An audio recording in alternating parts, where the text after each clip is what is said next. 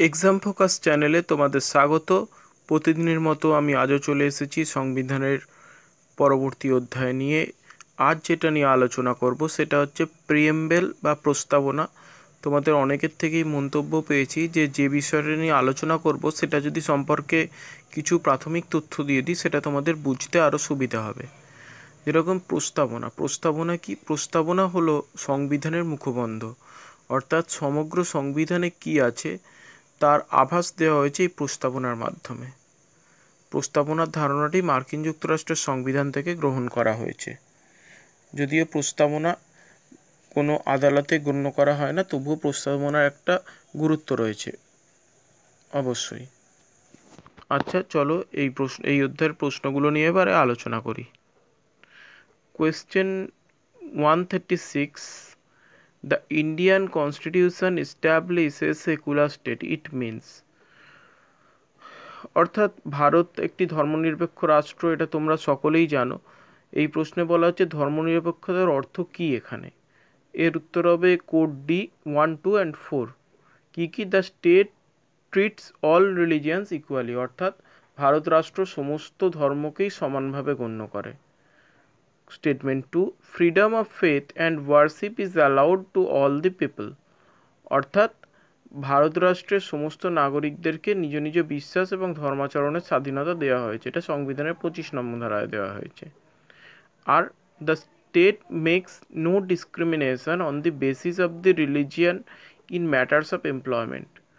4 number স্টেটমেন্টে বলছে যে রাষ্ট্র ধর্মের ভিত্তিতে কর্মসংস্থানের ক্ষেত্রে কোনো রকম বৈষম্য করবে না, অর্থাৎ কোনো একটি ধর্মের মানুষ বিশেষ সুযোগ সুবিধা পাবে কর্মসংস্থানের ক্ষেত্রে, কোনো একটি ধর্মের মানুষ কম সুযোগ সুবিধা পাবে, এটা রাষ্ট্র করবে না। Next question, which of the following statements regarding the preamble is correct. 4টি তথ্যের মধ্যে প্রথমটিই correct. It is not enforceable in a court of law, অর্থাৎ এটি ভারতের কোনো আদালতে বিচারযোগ্য নয়।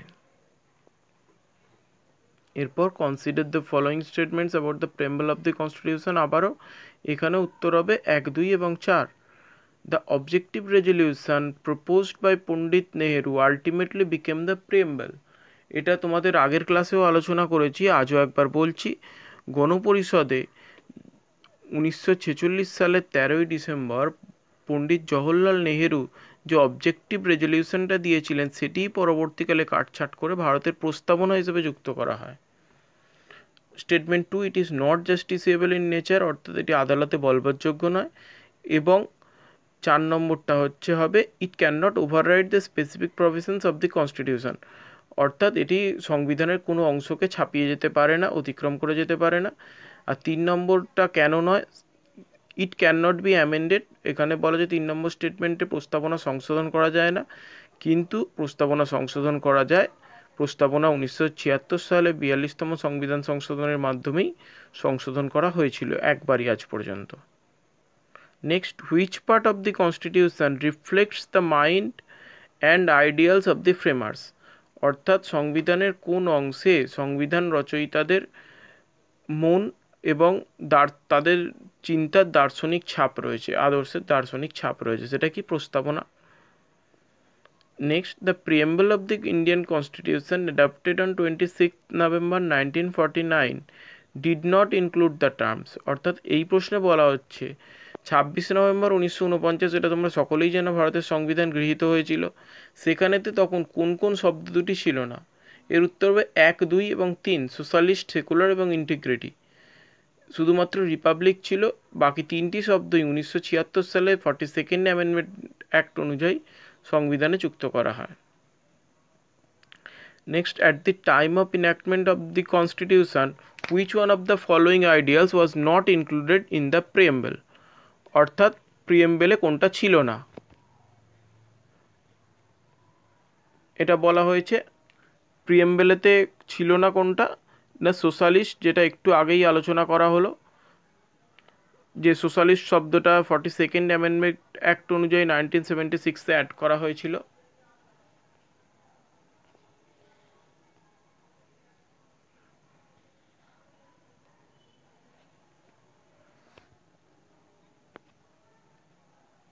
যাই হোক, একটু সমস্যা হচ্ছিল স্পিকারেতে। Next, which amendment act introduce changes in the preamble to the Indian constitution, অর্থাৎ কোন সংবিধান সংশোধনী আইন অনুযায়ী প্রস্তাবনা সংশোধন করা হয়েছিল? এটা হবে the 42nd amendment act 1976। Next, এর পরের পাতায় যাচ্ছি। The preamble of our constitution reads India as, অর্থাৎ আমাদের সংবিধান অনুযায়ী ভারতকে পাঠ করা হয় কি হিসাবে? এখানে দেখো যে 5টি শব্দই বলেছে, এই 5টি শব্দই আমাদের সংবিধানে বর্তমানে আছে, কিন্তু এখানে রিড বলতে বোঝানো হয়েছে এগুলোকে পরপর ক্রমানুযায়ী কিভাবে করা হয়। এটা প্রথমটাই ঠিক হবে, sovereign, socialist, secular, Democratic, Republic. অর্থাৎ ভারত হলো সার্বভৌম, যেটা হচ্ছে স্বাধীন এবং স্বশাসিত, সমাজতান্ত্রিক, ধর্মনিরপেক্ষ, গণতান্ত্রিক এবং প্রজাতান্ত্রিক। Next, consider the following words, 4টি শব্দ দেখতে বলেছে, সোশ্যালিস্ট, ডেমোক্রেটিক, সোভরেন, সেকুলার, এবং এগুলোকে ক্রমানুযায়ী সাজাতে বলেছে, যেটা এ হবে 3, 1, 4, 2, অর্থাৎ প্রথমে উপরেরটা দেখলেই বুঝতে পারবে। এগুলোর মধ্যে প্রথমে আসবে সোভরেন, তারপর আসবে সোশ্যালিস্ট, তারপর আসবে ডেমোক্রেটিক, তারপর আসবে সেকুলার, তারপর আসবে democratic, sorry. Next, which of the following correctly explains the meaning of socialist in the preamble, অর্থাৎ আমাদের সংবিধানে যে সোশ্যালিস্ট কথাটা বলা হয়েছে সেটা কোনটি সঠিকভাবে ব্যাখ্যা করছে? সোশ্যালিস্টিক প্যাটার্ন অফ সোসাইটি, অর্থাৎ সমাজের যে সমাজতান্ত্রিক নমুনা সেটাই আমাদের সমাজতন্ত্রকে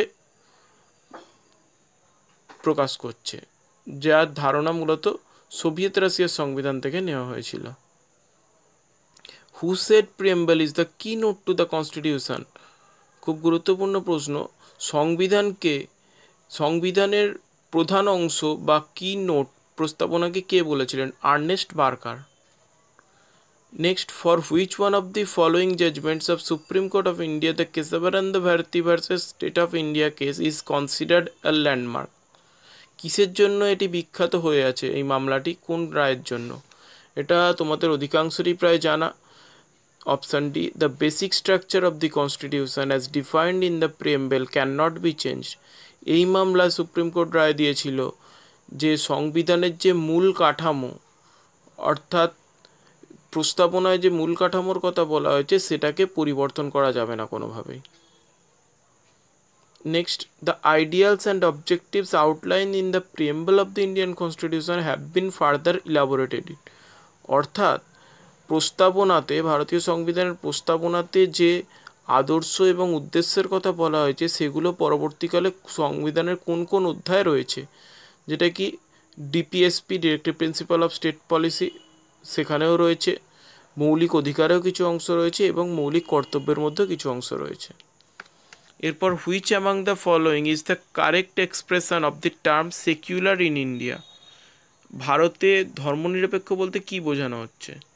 এটা হবে option D, there is no religion of the state in India, অর্থাৎ ভারত রাষ্ট্রের নিজস্ব কোনো ধর্ম নেই, এটাই বোঝানো হয়েছে। এরপর, which one of the following describes India secular state, অর্থাৎ ভারতকে ধর্মনিরপেক্ষ রাষ্ট্র কোথায় বলা হয়েছে? Fundamental rights, preamble, 9th schedule, DPSP. অবশ্যই এটা ভারতের সংবিধানে বলা হয়েছে, কারণ 42nd অ্যামেন্ডমেন্টে সোশ্যালিস্ট শব্দটা যুক্ত হয়েছিল। সেই সময় কেন্দ্রে প্রধানমন্ত্রী রয়েছেন ইন্দিরা গান্ধী, কংগ্রেস সরকার তখন ক্ষমতায় ছিলেন। The preamble enshrines certain ideals that were first spell out in, অর্থাৎ প্রস্তাবনায় কিছু নির্দিষ্ট উদ্দেশ্য আছে যেটা প্রথমবার কবে এসেছিল? প্রশ্নটা একটু ঘুরিয়ে দিয়েছে, এখানেতে অপশান ডিটা হবে correct answer, the objective resolution adopted by the constituent assembly. তোমরা হয়তো প্রাথমিকভাবে দেখছো কেন আমি সিটা বললাম না, আর resolution adopted at Karachi session of the Indian National Congress এটা নয় কেন, বা বিটা নেহেরু রিপোর্ট নয় কেন, বা সবচেয়ে বড় হচ্ছে the speech by Jawaharlal Nehru on the banks of Ravi when the call for Purna Swaraj. Actually এটা জওহরলাল নেহরুরই উক্তি, কিন্তু তোমরা হচ্ছে অপশান ডিতে কেন এটা নেই? প্রথম অপশানটা দেখো, জওহরলাল নেহরু রবি নদীর তীরে পূর্ণ স্বরাজ অধিবেশনে লাহোরেতে যে ভাষণ দিয়েছিলেন সেটার কিন্তু পূর্ণরূপ প্রস্তাবনা নয়। অ্যাকচুয়ালি যেটা গণপরিষদ গ্রহণ করেছিল অবজেক্টিভ রেজলিউশন, ওটা নেহেরুই বলেছিলেন, কিন্তু এখানেতে উচ্চ আছে, অপশানে এটা দেওয়া নেই, কিন্তু এটাই হবে। বুঝতে পারলে ব্যাপারটা? এরপর which of the following emerges clearly from the preamble, অর্থাৎ প্রস্তাবনা থেকে কী কী বোঝা যায়? When the constitution was enacted, কবে সংবিধান গৃহীত হয়েছিল? The ideals that were to be achieved, কবে কী কী আদর্শ আমরা গ্রহণ করেছি? দ্য সিস্টেম অফ গভর্নমেন্ট, আমাদের সরকারের ব্যবস্থাটা কীরকম, একনায়কতান্ত্রিক না যুক্তরাষ্ট্রীয় বা অন্যান্য, আর কি দ্য সোর্স অফ অথরিটি, আমাদের কর্তৃত্বের উৎস কী, এগুলো। এর পরের প্রশ্নটা কেস থেকে, in which one of the following cases the supreme court initially had held that preamble is not a part of the constitution. এই একটা প্রশ্ন। সুপ্রিম কোর্ট প্রস্তাবনা নিয়ে অনেকগুলি রায় দিয়েছে, কখনো বলেছে প্রস্তাবনা ভারতীয় সংবিধানের অংশ নয়, কখনো বলেছে ভারতীয় সংবিধানের অংশ। এই বেড়ুবাড়ি মামলায় প্রথমে সুপ্রিম কোর্ট বলেছিল প্রস্তাবনা ভারতীয় সংবিধানের অংশ নয়, ঠিক আছে। এটা হয়েছিল মামলাটা 1960 সালে। এরপর which one of the following liberty is not embodied in the preamble to the constitution of India, অর্থাৎ ভারতীয় সংবিধানের প্রস্তাবনায় কোন স্বাধীনতাটা নেই? এখানে কোনটা না? ইকোনমিক লিবার্টি, অর্থনৈতিক স্বাধীনতা ভারতের সংবিধানের প্রস্তাবনায় উল্লিখিত হয়নি। বাকি সবকটি লিবার্টি অফ থট, চিন্তার স্বাধীনতা, লিবার্টি অফ এক্সপ্রেশন, প্রকাশের স্বাধীনতা এবং লিবার্টি অফ বিলিফ, বিশ্বাসের স্বাধীনতা স্বীকৃত হয়েছে। Next, which of the following is correct,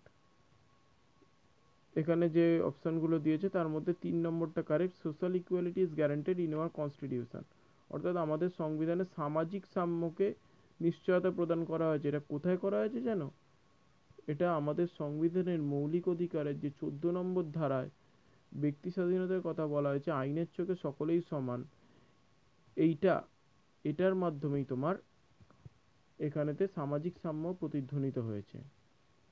এরপর, in which of the following cases the basic structure doctrine was not affirmed, অর্থাৎ নিম্নলিখিত কোন কেসেতে মৌলিক কাঠামোর তত্ত্বটি উঠে আসেনি? এটা হবে গোলকনাথ কেস, যেটা হয়েছিল 1967 সালে। এখানে বোঝা যাচ্ছে না, আমি মুখে পড়লাম, তোমরা তুলে নিতে পারো। Next, which one of the following words was not included in the preamble of the Indian Constitution in 1947, অর্থাৎ 1947 ভারতের সংবিধানের প্রস্তাবনায় কোন শব্দটি ছিল না? ইন্টিগ্রিটি, যেটা এর আগেও অনেকবার প্রশ্নে এসেছে, অনেক প্রশ্নে। Next, in which of the following cases the Supreme Court held that the concept of secularism is that state will have no religion, কোন মামলা সুপ্রিম কোর্ট রায় দিয়েছিল যে ধর্মনিরপেক্ষতার ধারণা হলো যে রাষ্ট্রের কোনো ধর্ম থাকবে না? এটা হবে কি মিনার্ভা মিলস কেস, যেটা হয়েছিল 1980 সালে। দেখো এখানে 84 ছিল, ওটাকে কেটে আমি 80 করে দিয়েছি। আজ আবারও বলছি, এই বইতে বেশ কিছু ভুল আছে, আজও দুটো প্রশ্নে ভুল ছিল, আমি সেটা চেঞ্জ করে দিয়েছি, যার জন্য তোমাদের কনসেপ্টটা খুব ভালো করে ক্লিয়ার করতে হবে। কোনো জিনিস যদি না তোমরা বুঝতে পারো, কোনো দ্বিধাবোধ করবে না, তোমরা সঙ্গে সঙ্গে আমাকে জানাও যে আমরা এটা বুঝতে পারিনি, তাহলে আমি সেটা বুঝিয়ে দেবো। Socialism refers to state controlled economy, অর্থাৎ সমাজতন্ত্র কি? সমাজতন্ত্র হলো এমন একটা অর্থনীতি যেটা রাষ্ট্র পরিচালিত অর্থনীতি, যেটা খুব বেশিভাবে কোথায় দেখা যায় জানো? রাশিয়াতে, কিউবাতে, বর্তমানে চীনেতে খানিকটা। In which of the following cases supreme court has held that the preamble forms part of the constitution, আবার সেই প্রশ্ন যে কোন কেসেতে সুপ্রিম কোর্ট আবার বলল যে সংবিধানের অংশ হলো প্রস্তাবনা? এটা হচ্ছে Bommai versus Union of India, S R Bommai বনাম ভারত সরকার মামলা।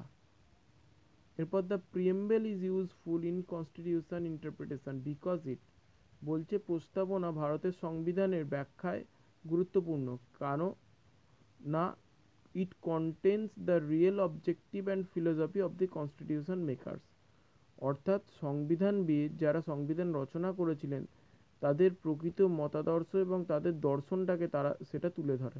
দেখো এই প্রশ্নটার উত্তর কিন্তু এখানে দেয়া নেই, দেখো 160-এর পর 162 চলে গেছে কিন্তু 161 নেই। যাই হোক, কিছু সমস্যা আছে আমি যেগুলো তোমাদের ঠিক করেছি, তোমাদের এ নিয়ে কোনো সমস্যা হবে না। In which of the following case Supreme Court urged that the preamble can't be amended as it is not the part of the constitution? আবার এখানে বলছে সংবিধান, সুপ্রিম কোর্ট কোন কেসেতে বলল প্রস্তাবনা সংশোধন করা যাবে না কারণ এটা সংবিধানের অংশ নয়। এটা কোথায়? কেশবানন্দ ভারতী কেস, যেটা 1973 সালে হয়েছিল, কেশবানন্দ ভারতী বনাম কেরল রাজ্য সরকার মামলা। Next, among the following ideals and philosophy identify those enshrined in the preamble to the Constitution of India?